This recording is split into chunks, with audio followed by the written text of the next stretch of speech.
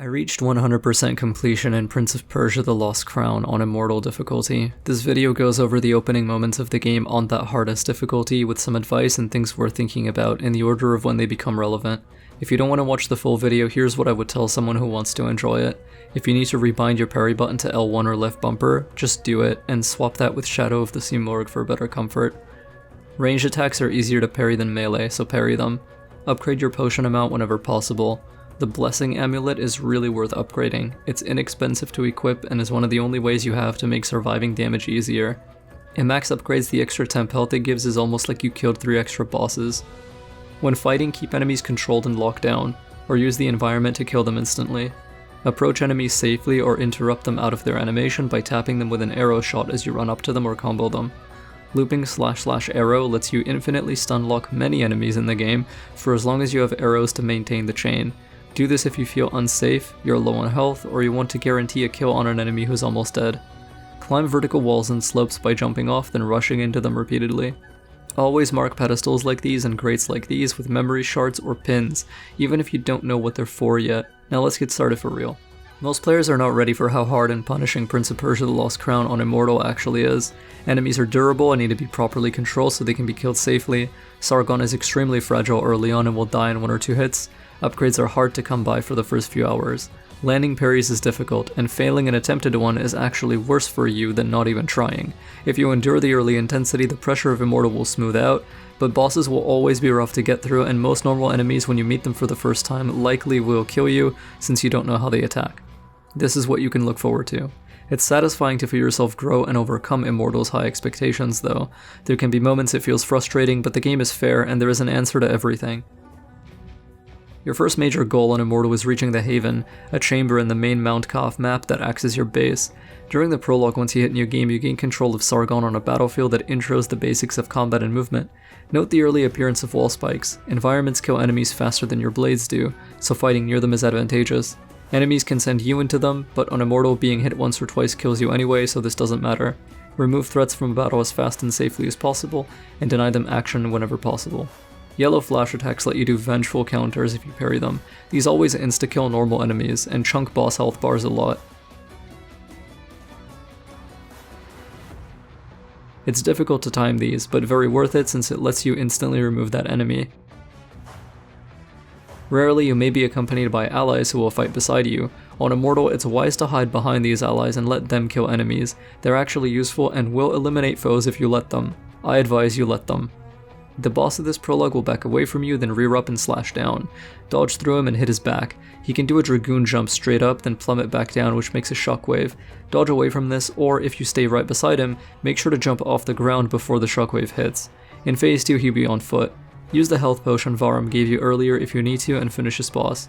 These enemies in the palace throw knives at you sometimes. One rule to remember is that in Lost Crown it's always easier to parry projectiles than it is to parry melee. The timing is literally wider and more forgiving for range attacks than anything else, so even if you don't feel confident or comfortable parrying sword swings or spear thrusts, you should still always try parrying arrows, throw knives, or various magic blasts back at enemies. Apart from the easier timing, it builds a lot of Athra, and unlike parrying melee, it damages the enemy who shot at you. Athra surges are special attacks that cost your meter to cast. Dealing damage gives you a little, parrying gives you a lot, being hit drains some Athra from a partially filled charge level. If you've built a complete tier of Athra like level 1, 2, or 3 and have that locked in, you can never drop below that level unless you actually spend it. You'll only ever lose partial charge. Varathragna's Smite, which is the first surge you get, can cancel many red attacks, which lets you maintain offense. Most surges also have iframes, so you can use them to dodge things if you really need to. Once you deal with this mini-boss you'll be in Mount Kaf, you end up fighting a lot of enemies on the way to your first whack tree. A fundamental concept in action games is denying enemies actions as you attack them. This is why combos are useful. A true combo exerts control over the enemy while also progressing their health down to 0. Because of this, effective combos on enemies also protect you. There are 2 main ways to make a light enemy useless. Sweep them, then keep mashing attack, or launch them. Anything that takes them off their feet. This early, you don't have a strong tool that will help you extend combos, so we have to survive with just our swords. Attack an enemy twice in a row, then hold up and hold attack to send them skyward and go with them, where you can attack them some more. Explore until you reach this whack tree and get your map. Always rest at trees whenever you see one, even when you're returning to an area, because you'll respawn at the last tree you touched when you die outside of a boss. If you die during a boss, you can just retry without a run back. Anchoring yourself to these checkpoints and venturing out from them is how you make sure you're making good progress, even if you die a lot. You'll also get memory shards here. These let you pin a screenshot of the area to your map. You can see how many you have under your potion charges below your health. An important trick is to use your right stick or arrow keys to shift your camera in whatever direction you want and get a clearer view of what you want to snapshot. In some areas, what you want to remember is far off solid ground, and you can only see it if you move your camera like this. You can also put normal pins or stamps on your map. Use these to mark more generic or easy to remember things, as opposed to more nuanced puzzle objects that you need to remember more specifically. Mark weird altars like these whenever you see them. Also mark grates like these whenever you see them. It doesn't have to be with a memory shard, but at least put a stamp on them. You're gonna have a bad day later on if you forgot where grates and pedestals like these were because you assumed they were nothing and avoided marking them. Trust me, save yourself the painstaking searching process later and at least put a generic stamp on them. Soon you'll be at the Haven. Let's get ourselves set up. Once you reach this home base, some useful functions open. First is this old woman, the mage. Talk to her and she'll give you an amulet that gives you temporary health. Rest at the tree to the right and equip this. Every time you rest at a tree, you'll get a bit of fake health or armor over your real health bar. When you take hits, that fake health goes away first. You cannot potion this extra health back.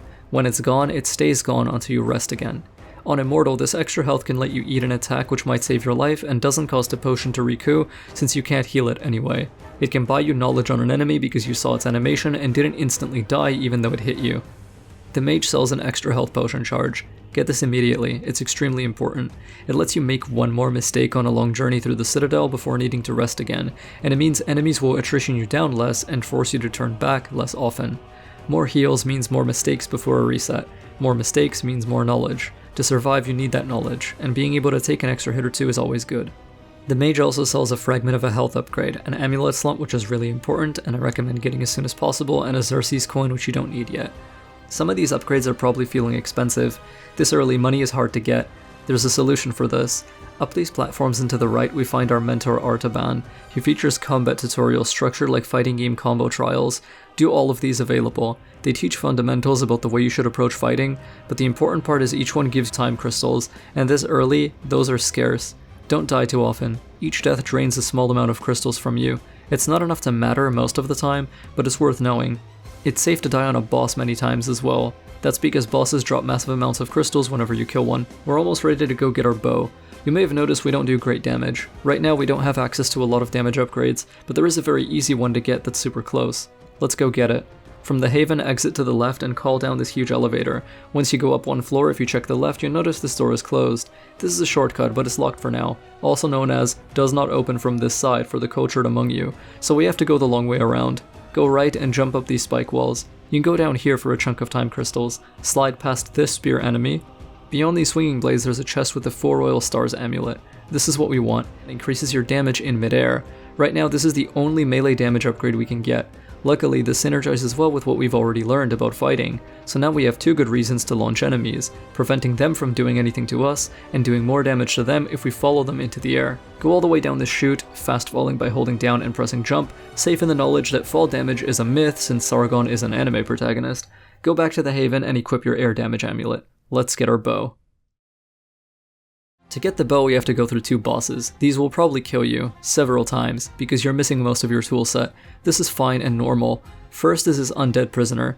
Back away from him and he'll usually run at you. Dodge behind his red attack and you can attack him back a little. There are 2 important times you cannot dodge. One is when you finish your ground combo. That means the final attack of your 3-hit string is strong but dangerous to commit to. Only attack a 3rd time if you're confident you won't need to plug in a dodge after. Second is when you're in the air. This presents a dilemma. We do more damage in the air, but we also can't dodge in the air. Against normal enemies who take hit stun, this is fine, but against this huge boss who doesn't flinch, going airborne represents the same risk as finishing our 3rd hit on the ground. So we need a way to regain safety while accessing our improved damage. This is where the fast fall comes back. You can instantly hit the ground by tapping down and jump, or dive attack by holding down and attack. If you do jump for damage, always return to the ground quickly in case you need to avoid incoming threats from the boss. As soon as your feet touch the ground you can slide again with no delay. The yellow flash attack gives you a chance for crazy damage, and it's the easiest to parry when you're up close as it's starting, since reading this hitbox is weird when it's already spinning toward you. Still, this will hit you a few times and probably kill you as you learn the timing, except that you'll die here as you learn the fight. Playing on Immortal is as much mental as it is technical. It's inevitable you will get obliterated by things you almost avoided damage from. Yes, it will be frustrating. It's not the game, it's you, but you'll get better. Your piercing dash Athra Surge can deny his special attacks if he's about to do one, since this boss is entirely melee. If you've built up charge, you can use one to maintain offense if he's about to take his turn. Once he's dead, you can go on. If you ever find Fariba outside of the Haven, she sells area maps which will let you see all non-hidden rooms in a region. Always buy these. Eventually, you'll end up fighting Erlich, a giant boar. When he does this howl, he'll charge at you, which you can parry at close range to get a damage window. If you dodge through him, there's a high chance he'll just turn around and try to headbutt you again from the other side, so it's up to you how you want to play this. On Immortal, taking risks is typically bad, so choose what suits you. When he backs away, his red attack will throw poison into the air and leave it on the ground. It does not go full screen, just covers a medium distance in front of himself. You can't step on that space he controls until the puddles vanish.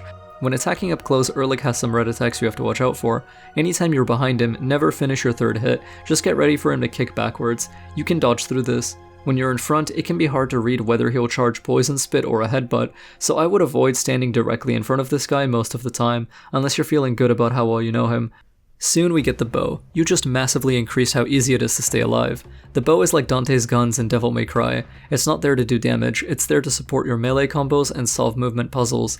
First of all, shooting in midair slows your fall as long as you have arrows and pace your shots properly. You can stay airborne much longer. This is good for avoiding damage that coats the entire floor in fights, or preventing yourself from falling into attacks just below you while they go away.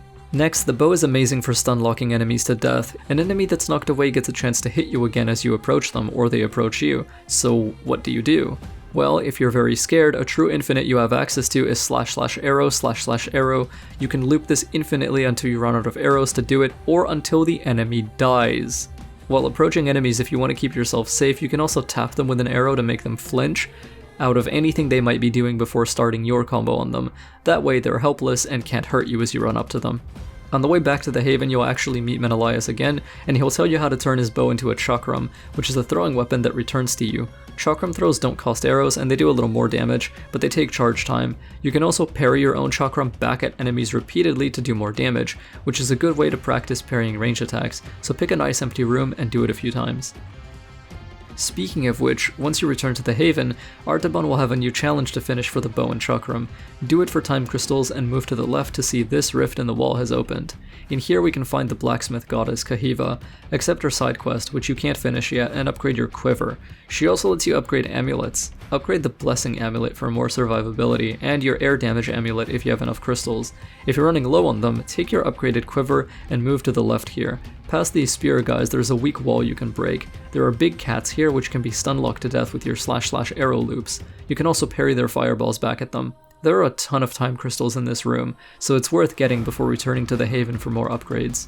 Once upgraded, rested, and ready to move forward, head out of the Haven to the left and blow up the temporal anomaly with your arrows to rewind the destroyed statues above and make them exist again. This lets you access the arena above and fight what many consider the first main boss. When he tries to teleport or slam down onto you, dodge away. The fun thing about Jahandar is he's perfectly happy to let you stay far away from him and spam him down with energy waves from your charge attack. Just dodge the stinger and don't step in the poison. If you want to fight close range, dodging through him works great. You're on the other side of him and don't have to worry about the puddle. In later phases, he summons a purple ball above you. As it's spawning, you can hit it with your swords, then back up and finish breaking it with your arrows or chakram. It blasts you with a laser beam if you get under it once formed, so break it soon. In these later phases, he drives the stinger underground and has it erupt out where you're standing. Dodge this, and again stay out of the poison. His yellow flash attack is a charging headbutt which you can parry to rip a chunk out of his health and get a big damage window. Once you beat him, he drops a health upgrade. The next room gives you your first Simurgh feather, which grants you your air dash skill, Rush of the Simurgh. Sargon can now do horizontal wall runs on space-time itself, which is the sickest and most fitting way to conceptualize an air dash ability in a Prince of Persia game I can think of. Rush lets you finally evade in midair, but notice I didn't use the word dodge.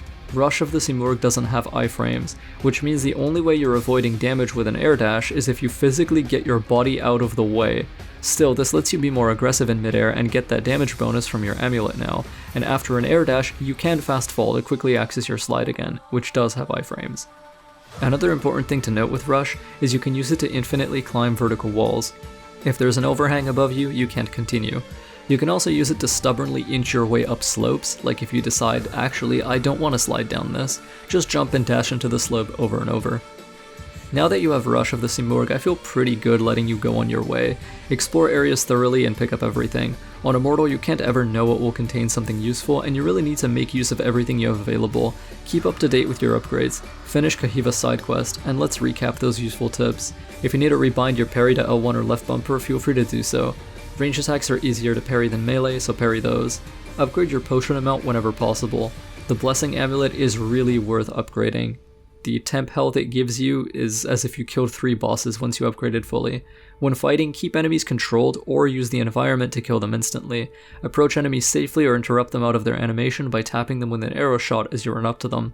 Looping / arrow is your safest combo, and you can repeat it as long as you have arrows, which is why you should upgrade your quiver whenever possible. Climb vertical walls by jumping off them, and then rushing into them repeatedly. And always mark pedestals like these and crates like these with memory shards or pins, even if you don't know what they're for yet. Oh, and now that you have your bow, you can actually come back to this one, shoot here, and get a chest. So now you know that these are little puzzles that you have to solve. I know some people watch these videos who haven't actually played the game yet. You should play this game. It's worth it. It's the first genuine Prince of Persia game we've gotten in almost 15 years. It's very high quality with cool characters, a fun story, incredible gameplay, and frankly, absolutely insane music, and it's a complete experience with a beginning, middle, and end. It's a good video game that you can just play, enjoy, and finish. So you should do that.